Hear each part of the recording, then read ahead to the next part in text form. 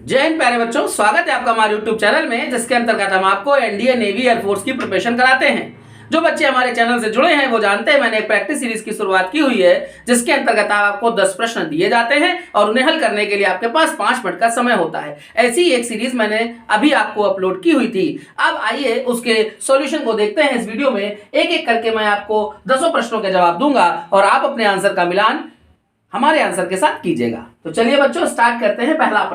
पहला प्रश्न लिखा हुआ है, ये द्विघात समीकरण चैप्टर का प्रश्न है। अगर आपको शॉर्टकट आता होगा तो इस प्रश्न को आप सेकंडों में सॉल्व कर लेंगे। आइए देखते हैं। लिखा हुआ है, यदि x स्क्वायर प्लस ए एक्स प्लस बी बराबर 0, कह रहे हैं इसके जो रूट्स हैं, मूल हैं, वो 10 11 डिग्री तथा 10 34 डिग्री है, तो a माइनस बी की वैल्यू आपको इवेल्युएट करनी है। तो प्यारे बच्चों, इसका मैं आपको शॉर्टकट यहां पर समझा देता हूं। देखिएगा, हमारे पास एक क्वाड्रेटिक इक्वेशन है A X square plus B X plus C बराबर 0। यदि यह द्विघात समीकरण है हमारे पास और इसके जो मूल हैं, मैं उन्हें कहता हूं tan अल्फा और tan बीटा, ये इसके दो मूल हैं। यदि, अब बच्चों शॉर्टकट समझिएगा, यदि अल्फा प्लस बीटा जोड़ने पर 45 डिग्री मिल रहा हो, फिर से समझ लें, ये द्विघात समीकरण है, इसके जो रूट्स हैं, मूल हैं, वो tan अल्फा और tan बीटा है। यदि अल्फा बीटा जोड़ने पर 45 डिग्री मिल रहा हो तो आपको ट्रिक क्या याद रखनी है? देखिएगा, ट्रिक होती है बेटा a plus B is equal to C. ये आपके पास डायरेक्ट शॉर्टकट है। अब आइए हम देखते हैं यहां पर जो रूट्स हैं tan अल्फा tan बीटा, तो बेटा ये अल्फा और बीटा की जगह पर 11 और 34 डिग्री हैं। इन दोनों को हमने जैसे ही जोड़ा, 11 डिग्री प्लस 34 डिग्री, बेटा ये जुड़ करके 4 1 5 3 और 1 4, ये 45 डिग्री मिल रहा है। ये हमारी ट्रिक को फुलफिल कर रहा है, हमारी कंडीशन को। अब हम डायरेक्ट ट्रिक लगा देंगे, a plus B is equal to C. तो यहां पर देखिए बेटा, a के प्लेस पर है 1 प्लस बी के प्लेस पर यहां पर लिखा हुआ है a और इज इक्वल टू हमारे पास यहां पर c है, तो c के प्लेस पर क्या लिखा हुआ है? b। ठीक है बच्चों, अब हमसे कहा गया था a माइनस बी की वैल्यू बताइए। तो बेटा हम क्या करते हैं, b को इस तरफ ले आते हैं, ये 1 उधर शिफ्ट कर देंगे तो ये -1 हो जाएगा। a माइनस बी की वैल्यू -1 मिल रही है, जो कि हमारे पास यहाँ c वाले ऑप्शन में है। आई होप आप सभी बच्चों को ये ट्रिक समझ में आ गई होगी। आप इसे नोट कर लीजिए, फिर अगले क्वेश्चन की तरफ चलते हैं।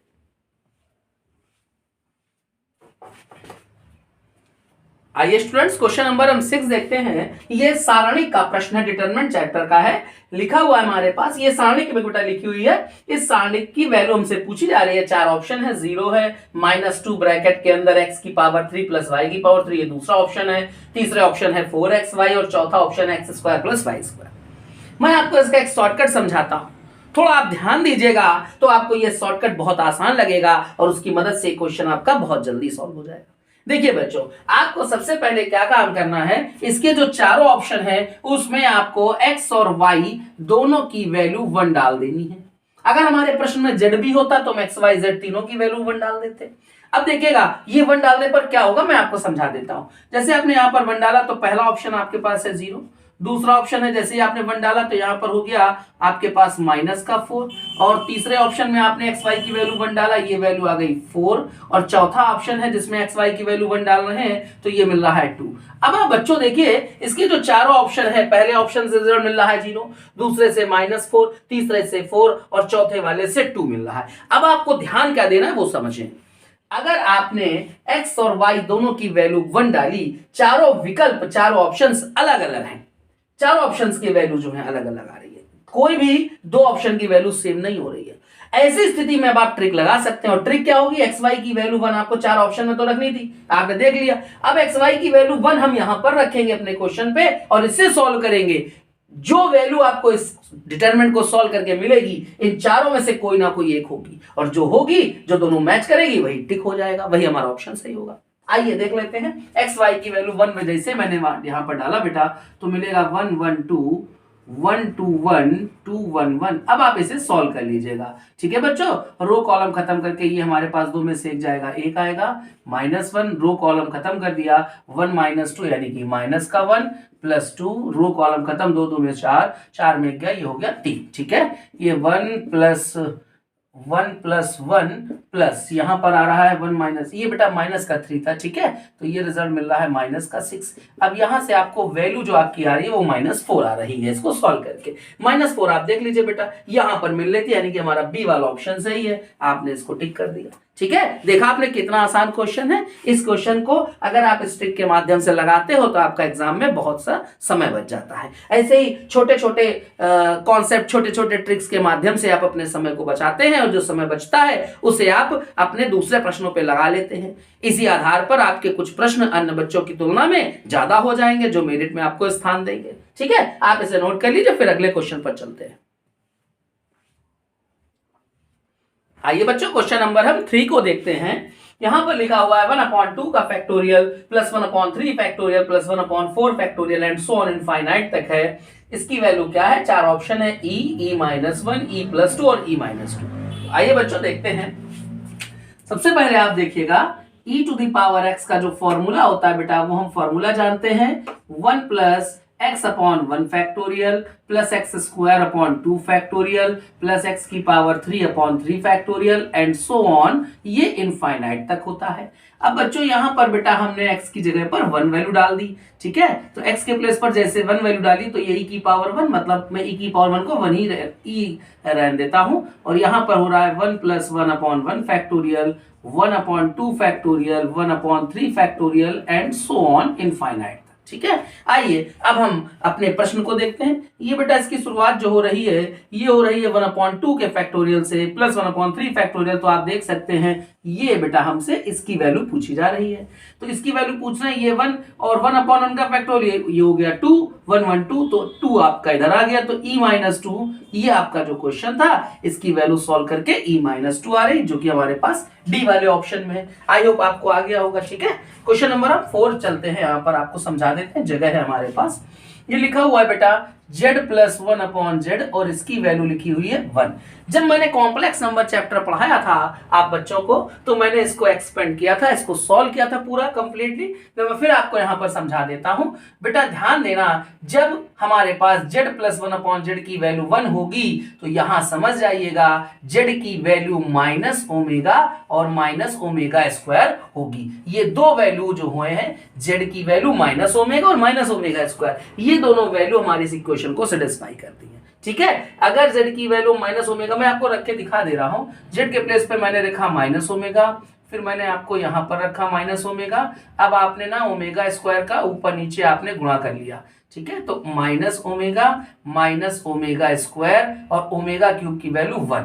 अब आप यहां से -1 कॉमन कर लेंगे तो आपको क्या मिल जाएगा? ओमेगा + ओमेगा²। और बच्चों आप इसकी वैल्यू जानते हैं, चूंकि आपने पढ़ रखा है 1 + ओमेगा + ओमेगा² 0 होता है, तो ओमेगा + ओमेगा² की वैल्यू -1 हो गई। ये रिजल्ट क्या आ रहा है? 1 आ रहा है। आपको 1 ही तो मिल रहा था। तो कहने का ये मतलब बच्चों आपको डायरेक्ट याद रखना है, ये कंडीशन आपको बेटा अगर दी जाएगी z + 1/z की वैल्यू 1 है, तो याद रखना z के प्लेस पे -ओमेगा या -ओमेगा² रखने पर इक्वेशन सेटिस्फाई हो जाती है। तो बस अब आपको क्या करना है, यहां पर आप समझ चुके हैं, मैं से यहां पर बेटा हटा दे रहा हूं। ठीक है, अब आप समझ चुके हैं कि z के प्लेस पर ओमेगा या -ओमेगा² डाल सकते हैं। तो चलिए यहां पर चलते हैं।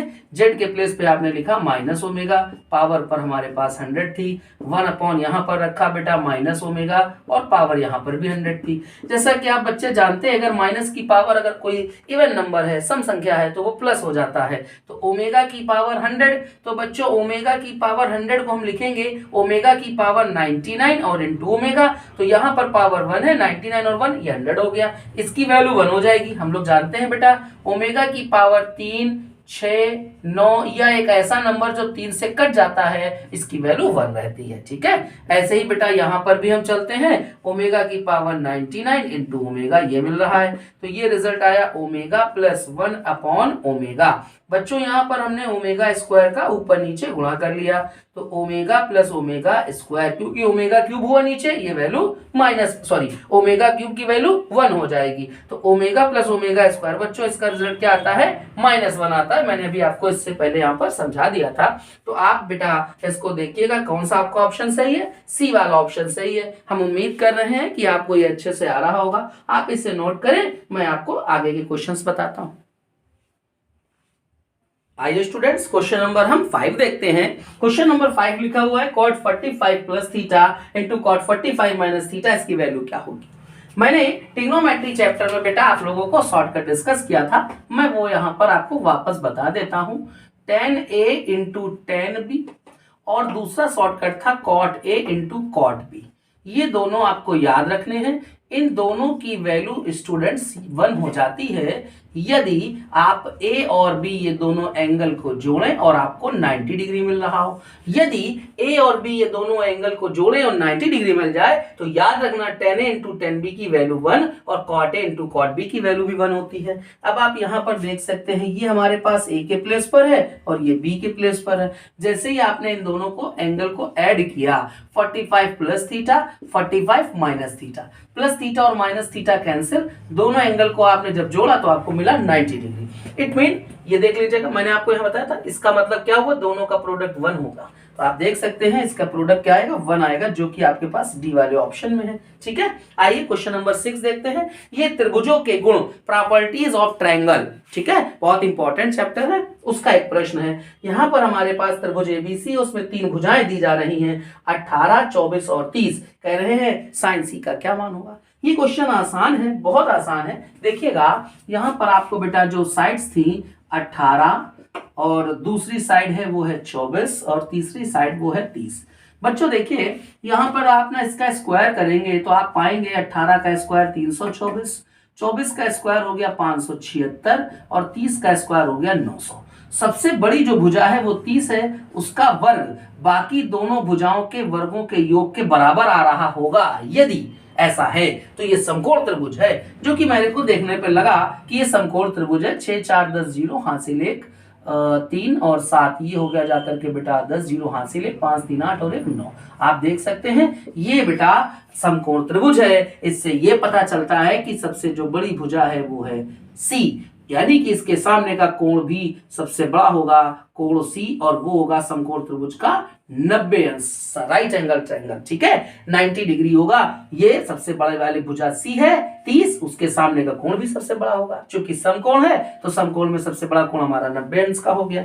अब हमसे कहा गया था साइन सी की वैल्यू, तो बेटा सी के प्लेस पे 90, साइन 90 का मान हो गया 1। आप देख सकते हैं ये आपके ए वाले ऑप्शन में आ रहा है। ठीक है, आप बच्चे से नोट कर लीजिए, फिर इधर के क्वेश्चन हम एक एक करके डिस्कस करते हैं।